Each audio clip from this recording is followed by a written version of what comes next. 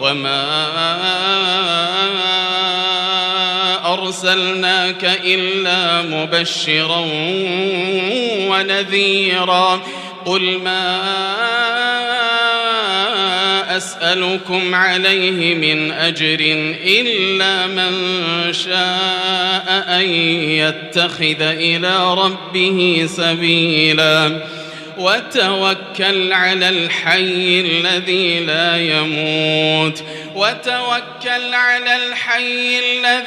لا يموت وسبح بحمده وكفى به بذنوب عباده خبيرا.